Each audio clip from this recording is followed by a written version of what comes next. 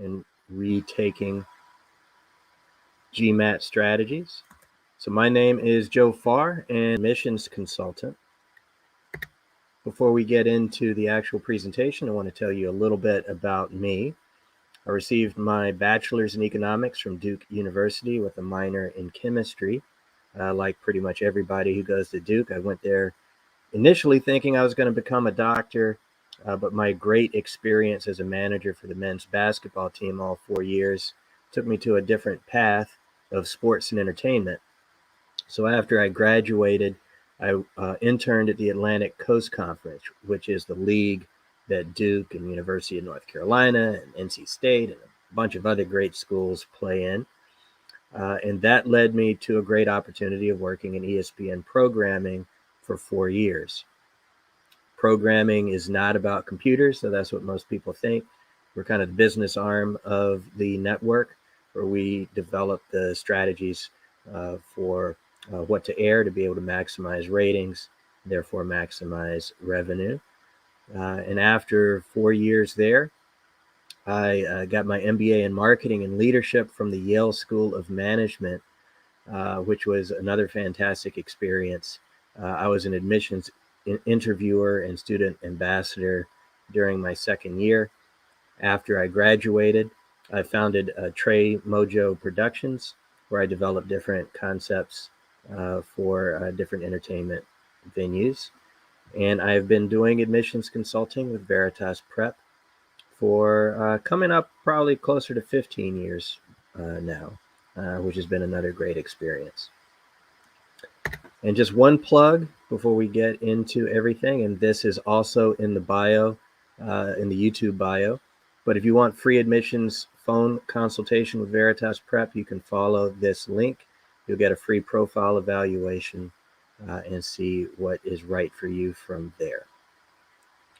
All right, so we're going to talk about retaking the GMAT and those sorts of strategies. In order to understand whether or not you should retake the GMAT, we're going to first talk about why do schools care about GMAT or even GRE scores. And the first thing is that good scores show you can handle the coursework. It's a predictor of whether or not you'll be able to handle the rigors of the program. Top MBA programs in particular are very quant heavy. And subjects like finance, economics, and strategy feature similar material and thinking. And so being able to see how you do on these tests can help them to evaluate whether or not you're actually going to thrive or if you're going to struggle. And average scores, whether it's GMAT or GRE, they help to drive the rankings. Applicants and recruiters care about the rankings. So that means the admissions committee do too. And the higher score averages help to increase the ratings. It's one of the many facets of calculating the rankings. And test scores also matter to some prospective employers, particularly in finance and consulting, because those firms will look at your scores and that will help determine who they want to interview. It's not true across the board for all industries, but definitely some recruiters and some firms do care about how well you scored. So it's not just about getting into school, though that is part of it. And so in terms of the average GMAT score range, you can score anywhere from 200 to 800. And these numbers that I have on the screen here are everyone in the world who took the GMAT from January 2017 until December 2019. And so if you take it based on everybody taking it, the average was 564, just under 565. And so what you are probably mostly looking at is tops, where those average scores start to jump much higher. But if you're looking at everybody in the world who took it, 565 is the average. So most of you are probably, compared to the rest of the world, in a pretty good shape. So it's really just a question, and we'll talk more about this in a few slides, question about where you want to go as to what a good score is.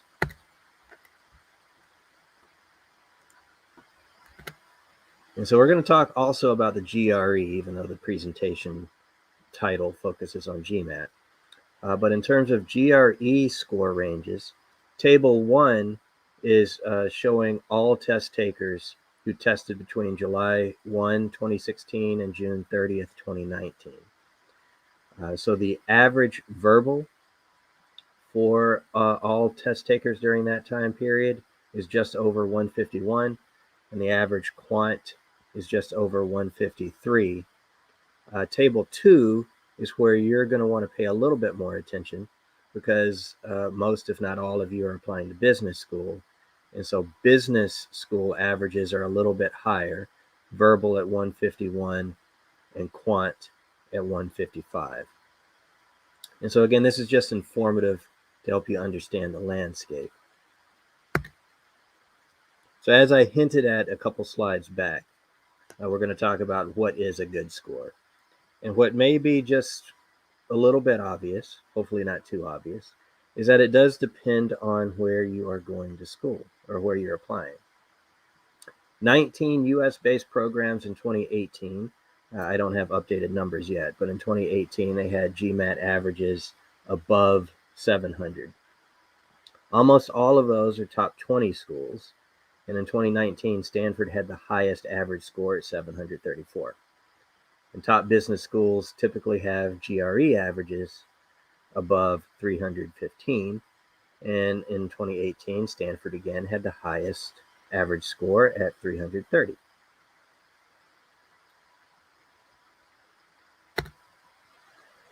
And so just kind of breaking it out by school, here are some average GMAT scores. And we see Emory at number 25 with an average of 684 in 2019 and 685 in 2018. And we work our way up. You start to see 700s when we get to Macombs at number 18. And so those averages start jumping up as you get into those harder to get into schools.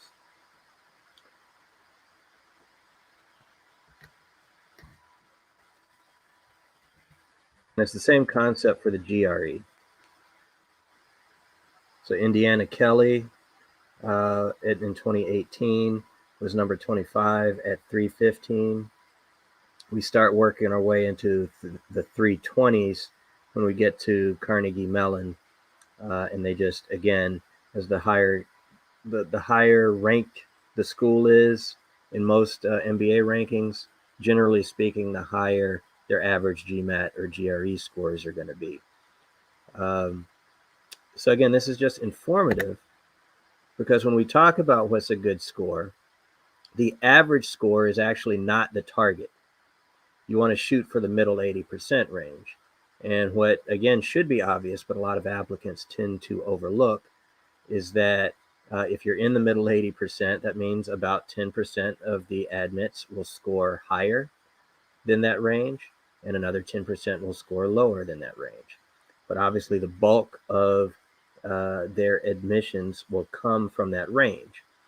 Because for any score to be an average, again, a lot of applicants miss this, even though if it's obvious math, roughly half of the applicants will have been below that average score and the other half will be above. So that's why we're not targeting the average score. You really just want to make sure you're in that range somewhere. And GRE scores are accepted with no prejudice. So again, still shoot for the middle 80%. And one thing I should have noted at the beginning of the presentation is I will be answering questions throughout. So please feel free to start putting questions in the chat box if you have any. And if we're going to touch on something that you ask about, then I'll just let you know. We'll get to it in a second. But again, shoot for the middle 80%. And so here are some schools. Not all schools will report their middle 80% ranges. But here are some GMAT, and this is a season or two old, these numbers. But it's still generally correct for this admission cycle. But you're looking at, for NYU Stern, 660 to 760s at middle 80%. You see a lot of 680s, 660, 650s as the low end of middle 80%, and working your way up to some high scores at 770 or 760. So again, these are the top schools that we're talking about. And so 5 things you can do if you get a low GMAT or GRE score. And within that, we'll also talk about whether or not you should consider yourself having a low GMAT or GRE score, and whether or not you should retake. But the 5 things you can do are to retake the exam, or switch to a different test, take a quantitative course, leverage demonstrated skills elsewhere, and consider applying to a different program. And so retake the exam. If you're below the middle 80%, then yes, there will be 10% of the applicants will be below that middle 80%, but it is a tougher road if you're in that bottom 10%. So retaking the exam is a good strategy, and GMAT estimates 3/4 of applicants who retake the GMAT perform better than before. And ADCOMs do not have issues with multiple attempts. In fact, if you have a lower score and didn't try again, that is a red flag. You're going to wonder, why didn't you try to bring that GMAT score up or GRE score up? And you want to devote about 100 to 120 hours of study over several months to be able to ensure that you get the kind of score that you want. And if your first take was self-study, then you want to strongly consider a tutor. And there, in addition to Veritas Prep, there are a bunch of fantastic companies that have that tutoring service. So you want to consider whether or not that will be advantageous to you and which one suits your learning style best. And so the next strategy, if you get a lower score, is to switch to a different test. If you took the GMAT first, then try the GRE or the somewhat new-ish test, the executive assessment. Applicants without a quantitative background often perform better on the GRE because it's a different style test, even though they're both for admissions into graduate programs. The style and kind of the logic behind them are a little bit different. So if you don't come from that quantitative background, GRE might be better for you. An executive assessment is, as I mentioned a second ago, a new test that offers an alternative format. And most schools accept the GRE, and more are accepting it now. And during the pandemic, schools really started to jump on the executive assessment. So what you should do is take a look to see what test your schools that you're applying to will accept. So another strategy, in case you come with a lower score, is to take a quantitative course. Because really, it's the quantitative side of the GMAT, GRE, or executive assessment that ADCOMs care the most about. And so if you can take a course in quantitative reasoning of some sort and score really well on it, it can mitigate any low quantitative scores that you get on the standardized test. Like MBA Math is a fantastic source. As the name of the program suggests, they take you through different math courses that are related to what you would do and learn in business school. HBX Core was created by folks from Harvard Business School. And so you go through sort of an intensive MBA prep course, and schools do recognize and respect that program. Or you could take an online course or an in-person course at one of your local universities in continuing education on statistics, economics, calculus, or accounting. So those are the types of courses that relate most to what you'll be doing in business school and can prove your quantitative abilities. And some schools even offer conditional acceptance letters based on taking a quant course and doing well in it. And by well, we really mean get an A. So if you can preempt that by just doing the course yourself, that can be helpful. And you don't have to have that course completed before the application deadline, depending on when you determine that you need to take the course. You just need to be able to have a plan in place by the time you send your application in. And you want to discuss this plan in your optional essay, if that's what you're going to do. And I'm just going to take a quick second to see if anyone is asking any questions in the comment box.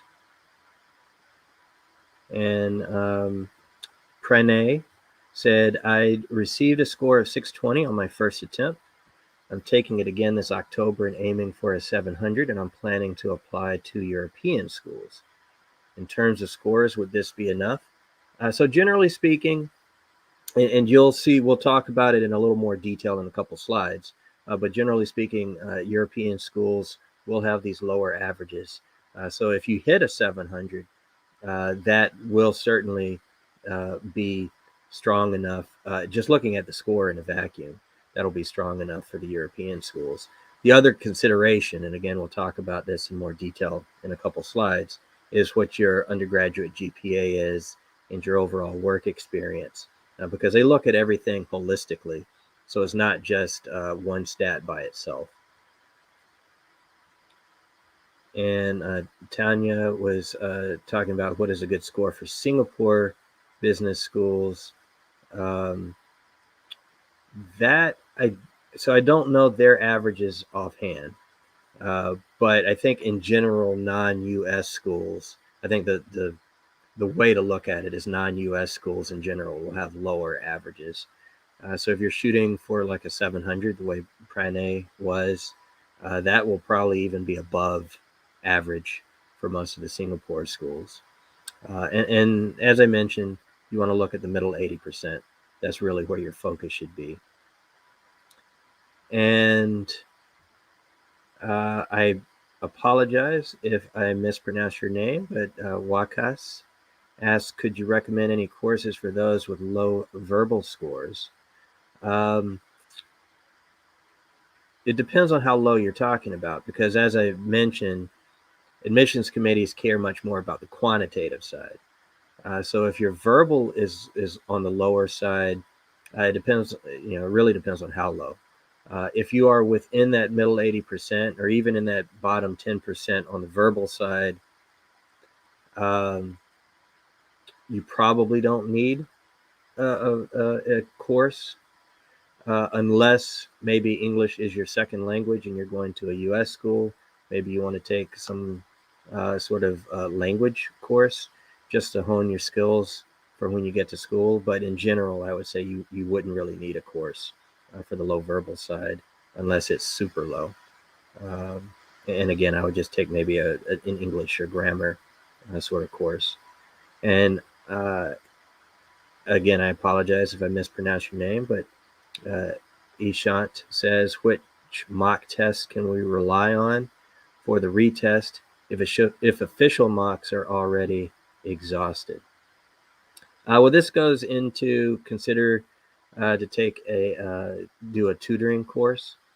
So if you go the tutor route, they'll have mock tests, and this is regardless of which company you go with.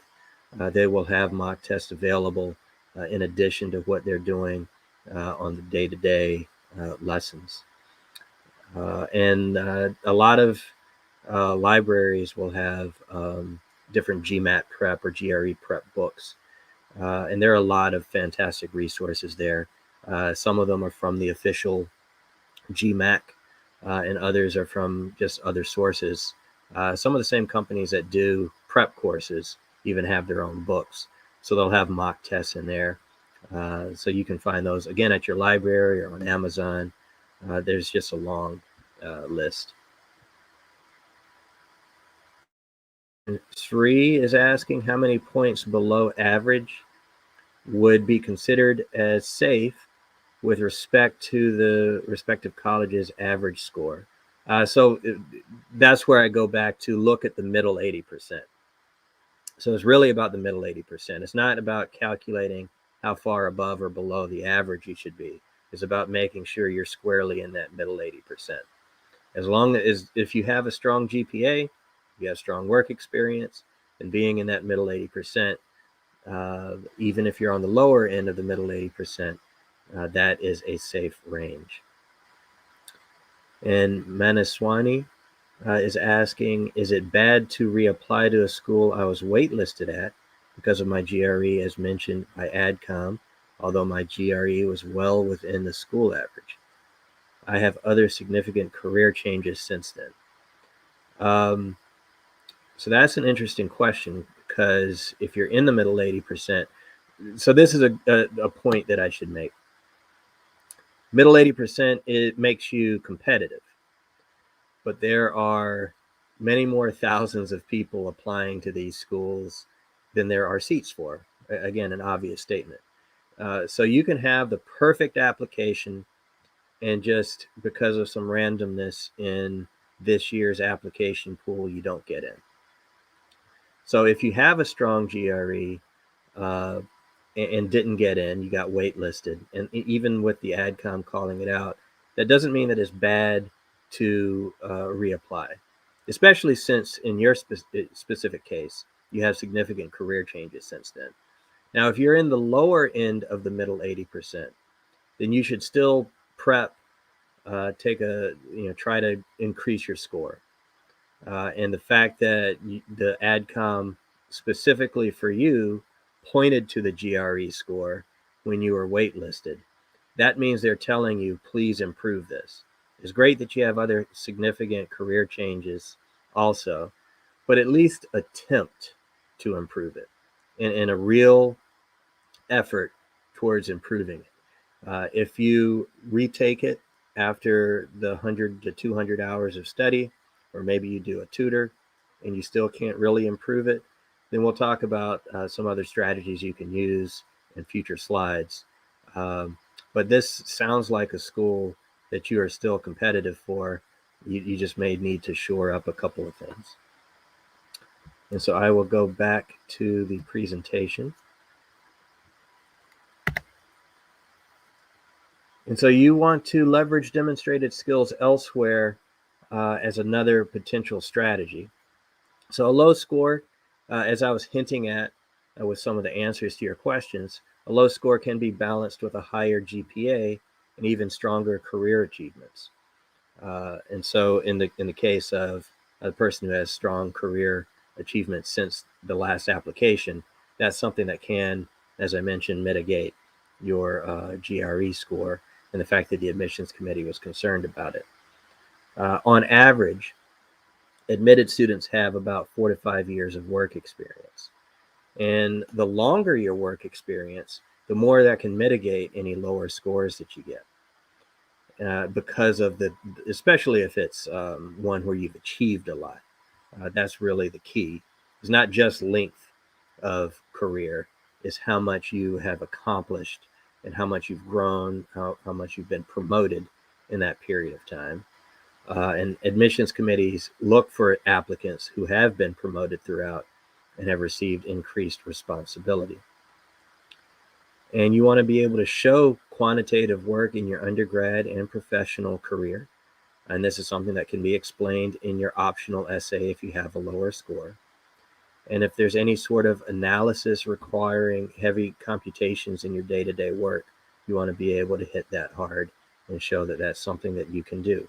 Because again, that helps to mitigate scores. Because not everybody is great at standardized tests, but they can be great at actual quantitative work. So if that describes you, then you want to be able to show where else in your life, whether it's work or undergrad, that you thrive with this quantitative work, even if the score doesn't fully show it. So you also want to consider applying to a different program. So if you have tried your hardest to get your scores up and you can't, and maybe your undergraduate GPA isn't quite strong enough to mitigate any lower scores that you have, then you can look at Tier 2 U.S. programs or non-U.S. programs, because they will have lower GMAT or GRE averages. Now, it doesn't mean that these schools are not as good. because a lot of the European schools that have lower averages are just as fantastic as these tier 1 US programs.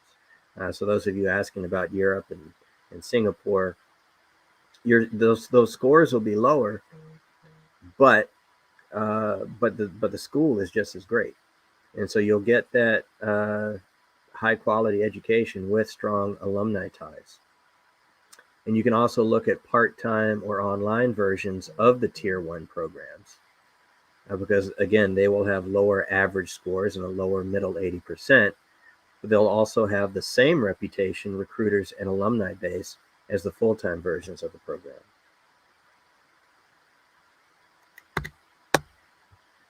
And so this is slightly off topic, but still mostly related. When you're looking at your schools, you don't want to just look at the rankings, because that's what most people look at when they're looking at business schools. And as you look at the rankings, and if you're looking just at tier 1, then that's, again, where those higher scores will be.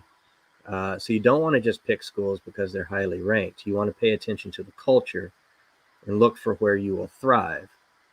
And if you'll thrive at a tier 2 or a lower ranked school, or if you'll thrive in Europe or Singapore or wherever, then that's the right school for you.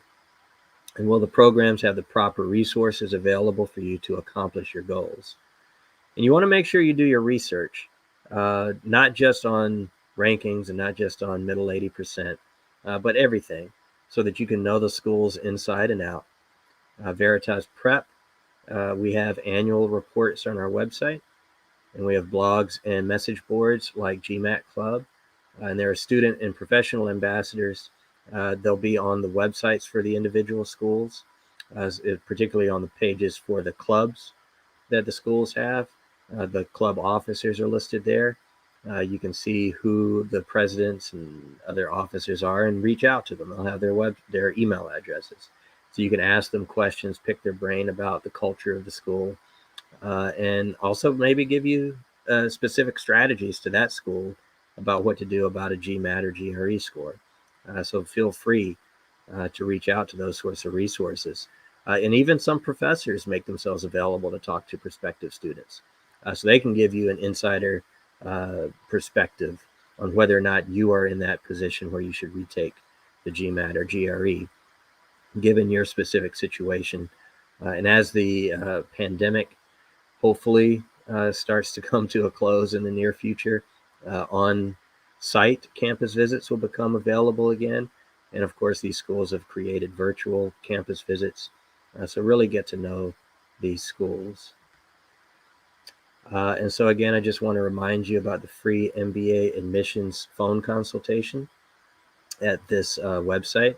And again, we have this in the bio, in the description of this session on YouTube.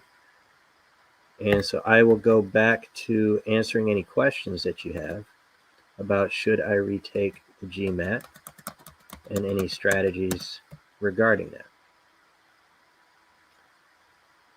And so Sohini asks, what is the weightage of a GRE score as part of your overall application?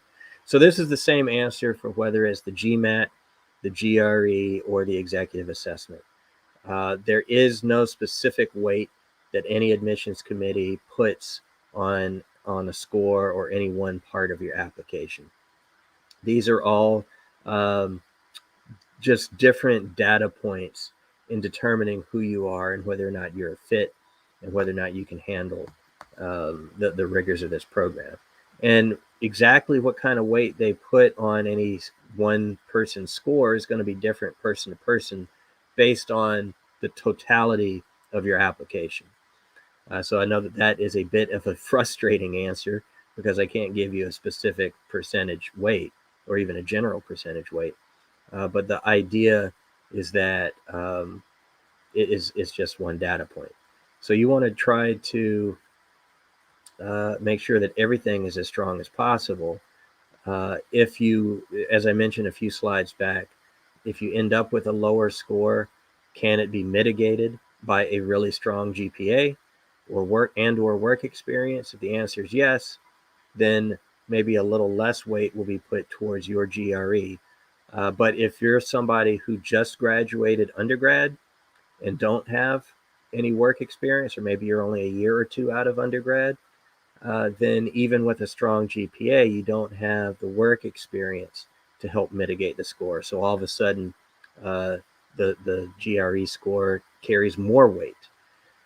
So it just depends on all the different factors in your application. So length of career and strength of your career, as well as strength of your GPA, will cause them to apply different weights to your GRE score. And Push Courage, and again, I apologize if I mispronounce your name, is saying GPA calculation for Rotman. I am from India and have 64% in my BTech. So Rotman is probably a tier 2 school, maybe tier 3, but I think tier 2. It's definitely respected in the Northeast, where I lived and worked for a few years and went to school. So I know that their middle 80% and averages will be lower than what we've discussed in this presentation. But one thing you want to concern is that because you have the 64% in your BTech and you're from India, they're going to put more weight on your scores than maybe for other people. Because as I'm sure you're aware, people coming from India with a technical background, that's an overrepresented group. And as a result, there's a higher average GMAT and higher middle 80% for folks from that particular category. And since you have a 64% GPA that's on the lower end, that means you're going to have to mitigate that with a higher GMAT or GRE or whichever test you take. So I hope that helps answer your question. And Vinayak, I apologize if I'm mispronouncing your name, said, if one does not have a lot of leadership experiences or promotions, does a high GMAT score help somehow? So a high GMAT score always helps. It depends on what you mean by not a lot of leadership or promotions. If you've been out of school for, say, 2 or 3 years, then there's not as much opportunity for promotions or for gaining the leadership experience. But if you have demonstrated strength in the roles that you've had and you've got the high GMAT score, that still speaks well of you. One thing I should note is that leadership isn't just about being a manager of people. There can be projects that you led or situations where you had to kind of manage up to try to get management on board with an idea that you had. So if you can demonstrate things like that, that still speaks to leadership. And if you have extracurricular activities where you are in a leadership position, whether it's a professional extracurricular activity after undergrad or some extracurricular activities while you were in college, those sorts of things speak to leadership too. So you want to make sure that you are considering all of that. Prirana is saying, how should one pick school? Looking at their website, almost all look the same with few differences. So you're right. They pretty much all use the same buzzwords, community and collaboration, and we're big on leadership. All those nice little buzzwords. But that's where I go back to a couple slides ago when I was talking about researching the schools. If you can go to GMAT Club has great resources on their website and forums where people talk about the different schools. Veritas Prep has those annual reports. If you can get that kind of insider information from other websites, Clear Admin is another great source for reports on the culture of the schools and how they go about seeking their potential students. And those virtual and on-campus visits, whichever of those you can attend as the pandemic hopefully closes soon. And like I said, those student ambassadors, those are great resources. And you also want to consider, so I didn't talk about this yet because this focus has been on GMAT and GRE, but you really want to make sure that you have some sort of plan for what your short-term and long-term goals are. And once you have that, I know that a lot of people are going to use business school to figure out what it is they want to do post MBA, but you should have some sort of plan in place in the short term. For right now, a snapshot based on right now.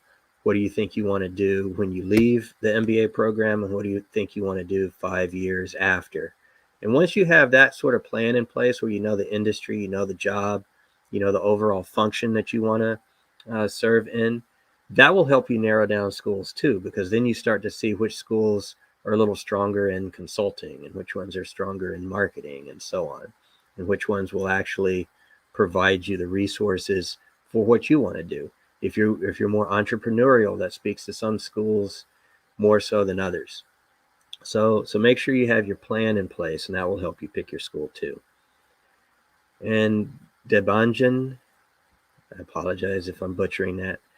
I have 8 years of industry experience. How much does it benefit me? So 8 years of industry experience is obviously good. The question is, how much have you been promoted over that period of time? And even if you weren't promoted, were you gaining extra responsibilities and experiences that really speak to a strong 8 years? So it's not just that it's 8 years. We want to make sure that it's a strong 8 years.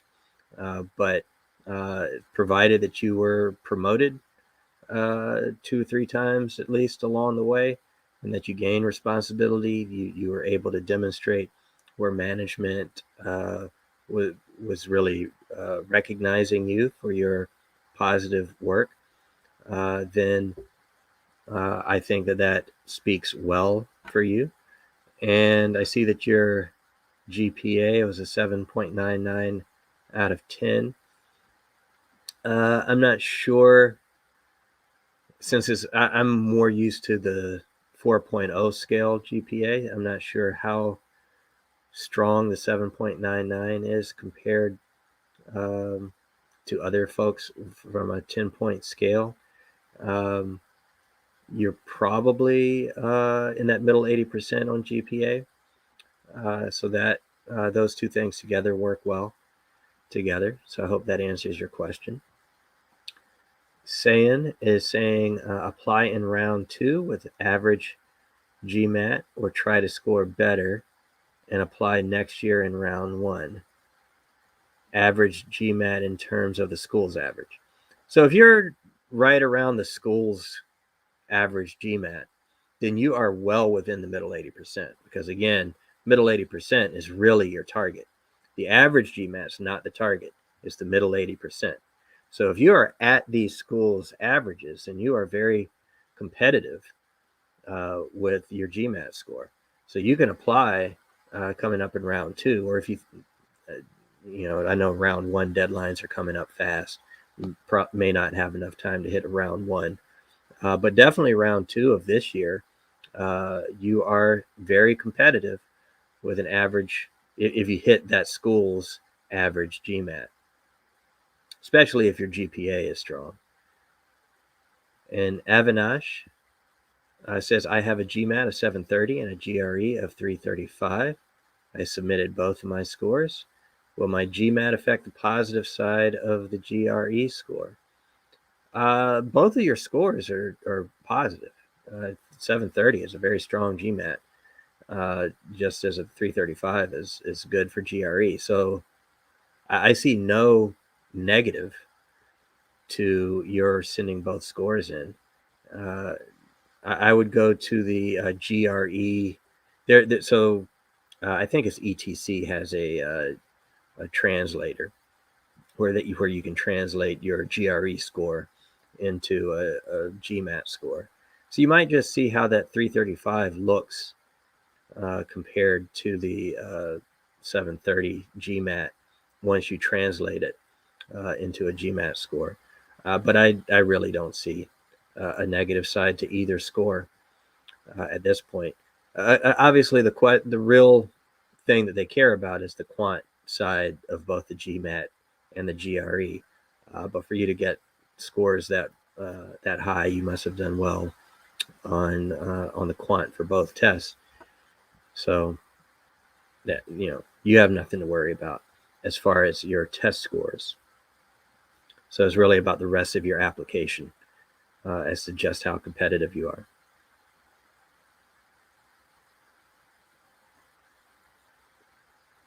And so I'll stick around for another minute, see if anyone else has any other questions. And I see TKOK S14 says, is 650 in GMAT competitive enough to apply to US MBAs? So 650 is low. Really, a GMAT score doesn't start to become viable in the US until you hit at least a 680. If you're talking about the tier 1 schools. So my answer for the moment is about the tier 1 schools. So 680 is where the scores become viable. And if you can hit 700 or above, then that's even more competitive for a tier 1 school. But if you're looking for, maybe something ranked lower than 20, then, you start to get closer to being viable at a 650, but I would still say you need to retake the GMAT if you got a 650 now. Try to hit 700, and if 700 is not reasonable, at least try to hit 680. And if you can't even hit 680, then we talk about some of the other strategies from the presentation about, maybe applying to lower tiered schools or things of that nature. So I hope that is helpful. Are there any other questions?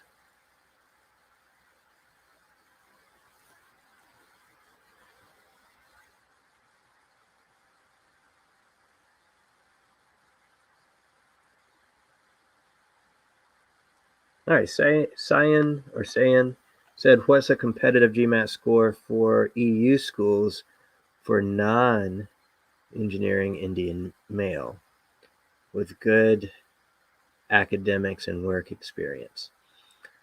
So I don't have averages for you off the top of my head, but I know that in Europe, I would probably say that 650 that TKOKS 14 was asking about would probably actually be in that middle 80% in Europe.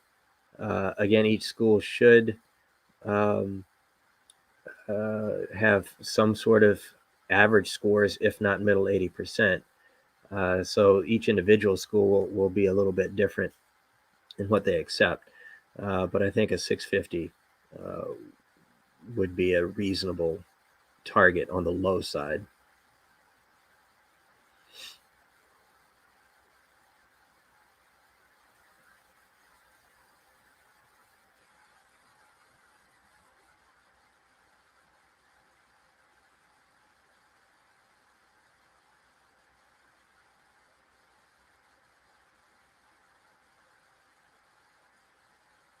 You're welcome. Hope that was helpful.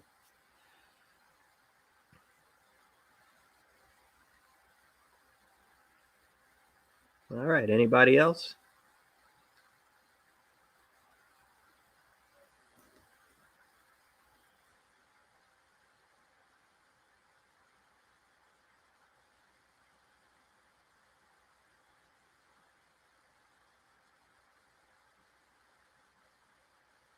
All right, Krunal says, I had a poor GPA in my undergrad degree. Could a good GMAT score compensate for that? Yes, a good GMAT score absolutely compensates for a lower GPA. So the lower your GPA was, the higher you need to score on the GMAT to compensate. So for you, the middle 80% isn't necessarily your target. And this is for you specifically based on a low GPA. So you do, in your case, you want to get closer to that school's average and maybe even above, depending on how low your GPA is, to help compensate. And also work experience can compensate and being able to show leadership and quantitative abilities at work in showing the quantitative abilities and strong test taking abilities with the GMAT or GRE. And Avinash says it's not openly accepted, but the stats show that an Indian male needs a score of 740 plus to get into a top 10 B school. How can someone with a lower score differentiate his profile?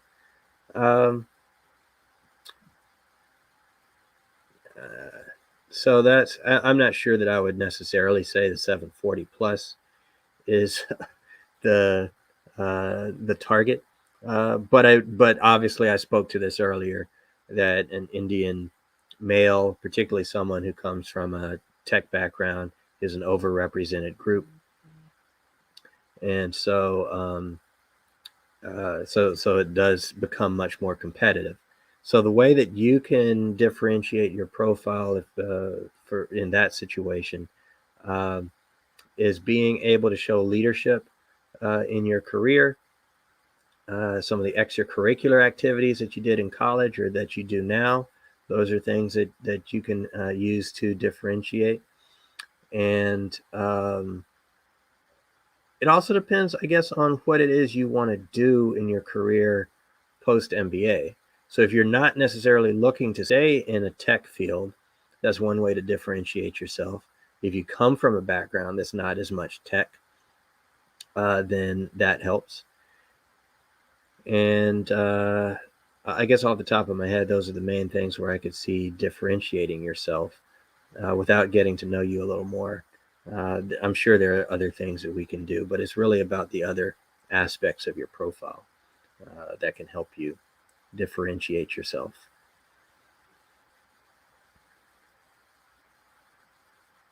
And I hope that answers your question. So is there anybody else?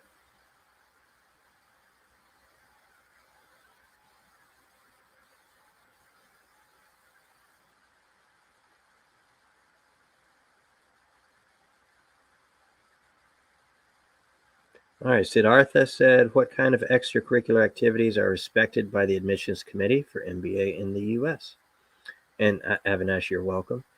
So Siddhartha, it's really about what you actually have passion about, because what the admissions committee wants to see is that you are engaged in the community. So it's not that there's this one particular thing that you're trying to check off the box to get into a business school. It's to really see how you want to give back and participate in your greater community. So it could be anywhere from being like a youth sports coach to, uh, you know, working at your local church. It could be, um, it could be donating your time or money to different charities, or it could be, more work related extracurricular activities like a Toastmasters. The sky's the limit. Really, it's about what do you care about, what are you passionate about, and can you demonstrate that this is something you actually are participating in because it's something you love, as opposed to doing it because it looks good on the application. You do want to have some extracurricular activity because of how competitive these schools are. They want people who are thriving while also being active outside of work. But what that is and what that means is specific to you. So whatever it is you love or are interested in. And Jessica said, my score is currently at 328, verbal 167, quant 161. I really don't want to retake it. Would you advise retaking it again? I graduated from Ivy League summa cum laude, so my GPA is good. And Siddhartha, you're welcome. So I guess the question is, why don't you want to take it again? Um, I mean, I know that it's a rigorous test. I know that it takes a lot of time to prepare for it. If it's just that, then I would still reconsider. Your quant is pretty good. I mean, I'm trying to think of. Let me actually go back to the slideshow. I just want to remind myself of some of the stats on GRE. Oh, actually, so I kind of take back what I was saying. So 328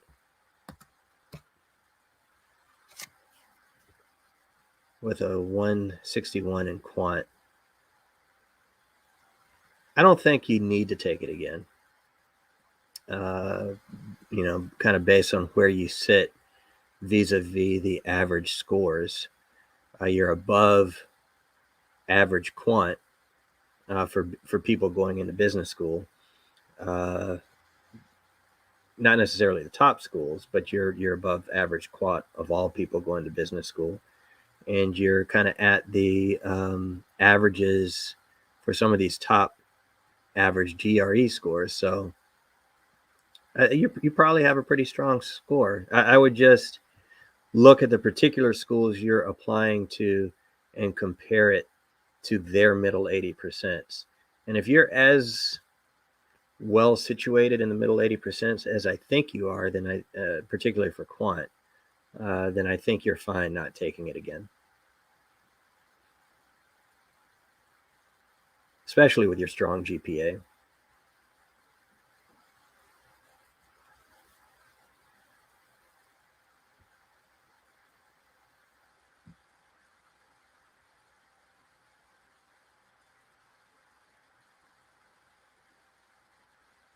You're welcome, Jessica. Does anyone else have any questions?